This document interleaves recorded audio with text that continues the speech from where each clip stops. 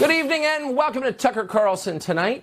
One of the hallmarks of people who are telling the truth, in case you were wondering how to tell the difference, is that people who are telling the truth are calm. They don't wave their hands around and make wild accusations. They don't need to do that. It's enough to say what they know. And if honest people turn out to be wrong about something they have claimed, they'll admit it. They don't double down on false. They made a mistake, and that's okay. It's not like they're claiming to be God. Liars behave differently. Liars are touchy, sometimes to the point of hysteria. They're hiding something. That's the whole point of lying. And they're worried you're going to find out what it is. Liars are fragile because over time, lying makes you weak and afraid. It has the same effect on countries, by the way. We're living through one of those clarifying moments, which actually we're thankful for, where we're learning exactly who the liars are. On Monday, we showed you unreleased videotape from January 6th. That tape proved that three of the most important claims our leaders have made about that day were untrue. Their claims were lies. We were not shocked to discover that. We knew there was a reason that congressional leaders had been hiding the tape and that reporters in Washington weren't demanding to see it. They were lying to us, obviously. That's why you hide things. But what was actually surprising, what we can't quite get over even now, is how they responded when they were caught lying. They didn't seem embarrassed. They didn't apologize. They weren't even curious to learn more about what actually happened on January 6th. Let's see the tape. No, they didn't want to see it. They exploded in rage. And then, as liars tend to do, they doubled down. They told the same lies they've been caught telling, but with even greater aggression this time. Shut up, it's midnight, they said as the sun rose behind them. Who acts like that? Well, sociopaths do. And in this case, the sociopaths turned out to be both Democrats and Republicans.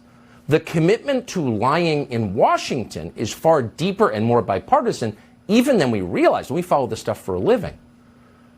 Now, you sometimes hear people say that the whole partisan system is an illusion and that underneath the manufactured debates, the leaders on both sides are in fact secretly united in a common love of money and power and the deception required to get them.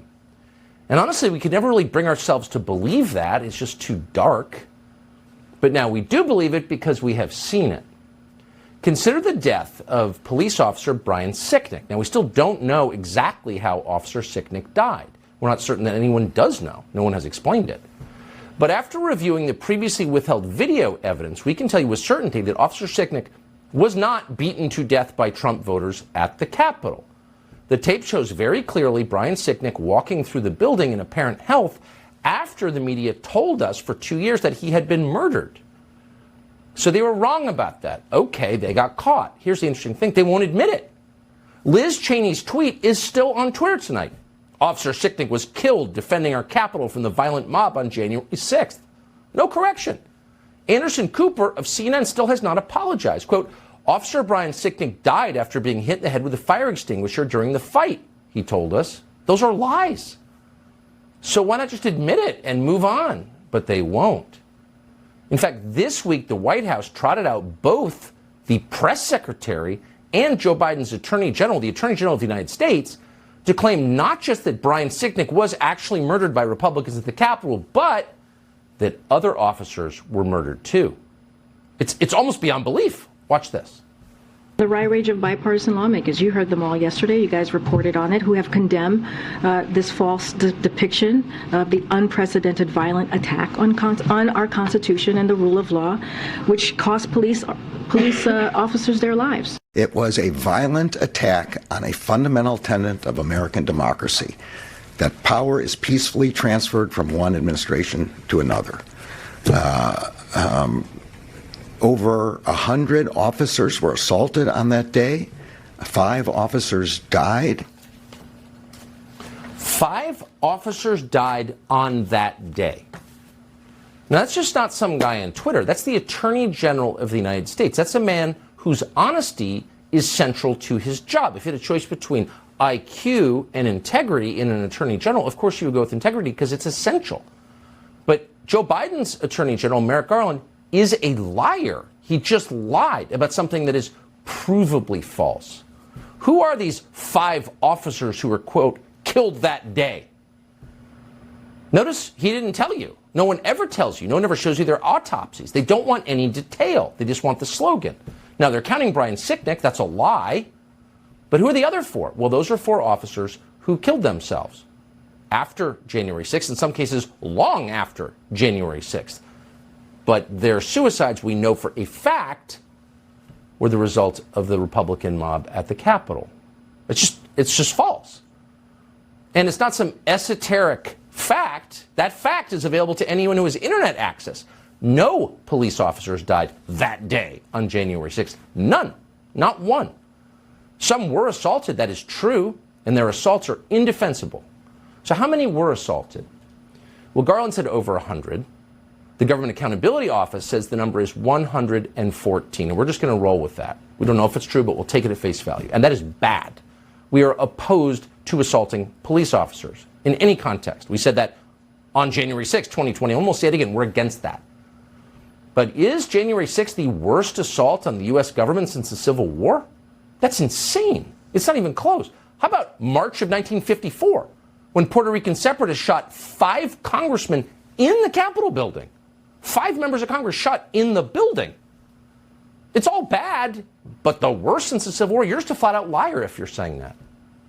More recently, this is an event we all remember, Antifa descended on Washington, D.C. to force the sitting president from office. But it was Trump, so that's cool. And while they were there, they set a historic Christian church on fire, St. John's in Lafayette Square. Do you remember that? You should, because it happened Labor Day weekend less than 3 years ago. And when it happened, the left-wing mayor of Washington, D.C. refused to allow her police department, the MPD, to assist Secret Service agents while they were under siege and getting beaten. No, she made her cops stand back and watch it happen. And they were very upset about it at the time. You may have forgotten that. Here's what it looked like.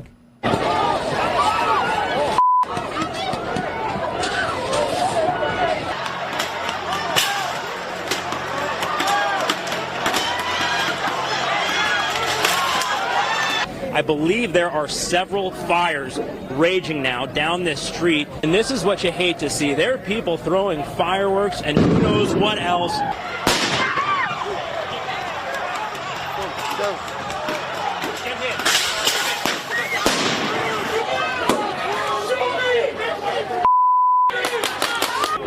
And that crane is just fully engulfed.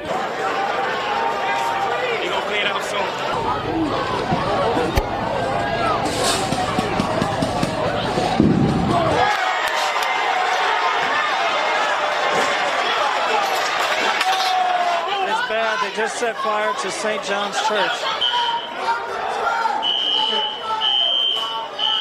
Very good, man. Come on. Come on, man. Why you gotta do this, man? Is burning a church across from the White House.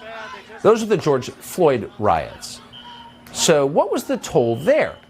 Now, we're not going to guess. We're going to go again right to the government. According to a recently released GAO report last month, during those attacks, the 2020 attack on the White House by left-wing mobs, who were quoting, Federal Protective Services, the Secret Service, and the Park Police reported that at least 180 officers were injured during the demonstrations, including concussions, lacerations, exposure to chemical gas, and severe burning.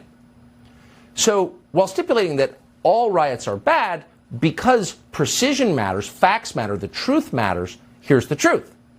More cops were injured by Kamala Harris's favorite mob, BLM, at the White House than were injured by Trump voters at the Capitol on January 6th. A lot more. So again, to be clear, both events are bad, but here's the key. We only remember one of them. Why? Because the people in charge of history are liars.